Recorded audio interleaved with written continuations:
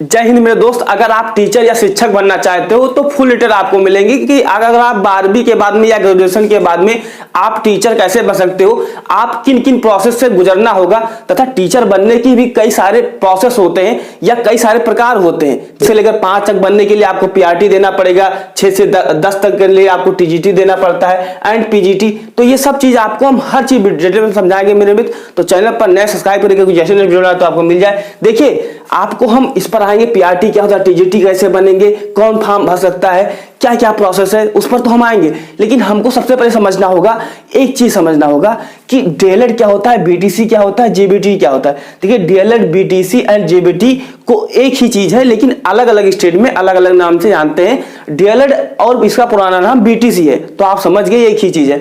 And ये 2 साल का होता है। ऐसे आपका बीएड होता है, ये से थोड़ा सा आप होता है, लेकिन ये क्या है, ये दोनों क्या है, आपके जो टीचर की ट्रेनिंग होती है वही चीज है। एंड ये भी 2 साल का होता है। लेकिन ये देखिए, इसके करने के लिए आप कहीं से ग्रेजुएट होना चाहिए। आप बीटेक किए हो, बीएससी किए हो, आप बीकॉम किए हो या आप बीए किए हो, तो आप इसको क्या है भर सकते हैं, डीएलएड, बीटीसी, जेबीटी या बीएड को। लेकिन अगर आप बीएलएड करना चाहते हैं तो ये 4 साल का होता है और आप 12वीं के बाद में बीएलएड कर सकते। टीचर का वैकेंसियां निकलती हैं तब उसमें आप अप्लाई कर पाओगे। देखिए मेरे मित्र, अब बात करते हैं कि पीआरटी क्या है। देखिए प्राइमरी टीचर एंड आपका क्या, प्राइमरी टीचर, पी फॉर क्या होगा, PR for primary and T for teacher होगा। देखिए इसको करने के लिए ये क्या है, अगर आप पीआरटी से फॉर्म भरोगे तो आप 1 से लेकर 5 तक यानी कि प्राइमरी के टीचर बनोगे। यानी 1 से लेकर नन्हे मुन्ने बच्चों को आपको पढ़ाना होगा। उसके लिए क्या है, आप 12वीं कहीं से पास कर लीजिए, उसके बाद में आप कहीं से ग्रेजुएशन कर लीजिए। जब ग्रेजुएशन करिए तो ध्यान रखिए, क्योंकि बच्चे बीएससी वगैरह में लग जाते हैं तो उसमें हो सकता है उनका 45%, 43%, 48%, 50% ही आ पाता है। तो आपका मिनिमम 50% होना चाहिए। अगर आप जनरल या ओबीसी से हैं, अगर आप एससी एंड एसटी से हैं तो 45% हो जाना चाहिए। ये हर स्टेट के लिए अलग अलग क्राइटेरिया रखी गई है, तो ध्यान दीजिएगा। आपने जहां जिस स्टेट से हो, मैं यूपी का आपको बता रहा हूं। देखिए मेरे मित्र, अगर आप प्राइमरी टीचर बनना चाहते हो तो कहीं से 12वीं पास करके ग्रेजुएशन कर लीजिए। उसके बाद में कहीं से डीएलएड, बीटीसी या जेबीटी कर लीजिए। ये तीनों चीज एक ही है, अलग अलग जगह पर अलग अलग नाम से जानते हैं। जैसे घर का मेरा नाम को दूसरा है, आप लोग दूसरे नाम से। टीजीटी से थोड़ा सा बड़े बच्चों को पढ़ाना चाहते हो, नन्हे मुन्नों को नहीं, तो आप क्या है, आपको टीजीटी का एग्जाम देना पड़ेगा। उसके लिए क्या है, आपको ट्रेन ग्रेजुएट टीचर, इसका फुल फॉर्म हुआ। उसके लिए कहीं से आपको क्या है, 12th पास करना पड़ेगा, फिर आप ग्रेजुएशन करना पड़ेगा। देखिए मेरे मित्र, इसके लिए आपको क्या है, 50%, किसी स्टेट में 60% मांगा जाता है। तो ध्यान रखिएगा, 50 या 60% आपके ग्रेजुएशन में मार्क्स होना चाहिए। एक चीज मैं आपको बता दूं, इसके लिए बीएड मांगा जाता है। यहां पर क्या था, बीटीसी था या डीएलएड था, यहां पर क्या है, बीएड मांगा जाएगा, तो आप टीजीटी का फॉर्म भर पाओगे। नेक्स्ट आता है आपका पोस्ट ग्रेजुएट टीचर यानी कि पीजीटी।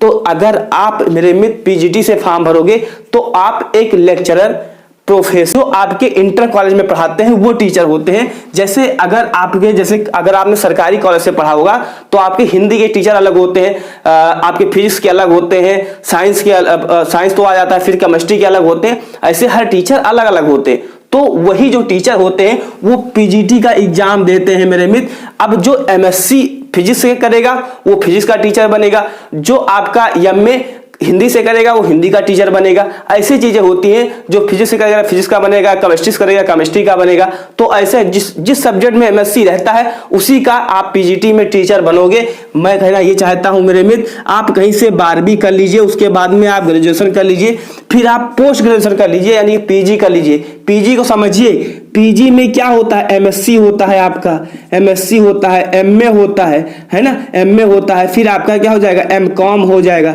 फिर एमटेक भी होता है। तो ये सब चीज आप क्या है ध्यान रखिएगा कि पीजी एंड आपके ग्रेजुएशन जिस सब्जेक्ट आपका पीजी में रहेगा। जैसे आपने एमएससी कर लिया केमिस्ट्री से, तो जो आप टीचर बनोगे इंटर कॉलेज में पढ़ाने के लिए वो आप केमिस्ट्री का ही टीचर बनोगे, ना कि हिंदी का, ना कि मैथ का। अगर आपने एमएससी मैथ से किया गया है तो आप मैथ का टीचर बनने वाले हो।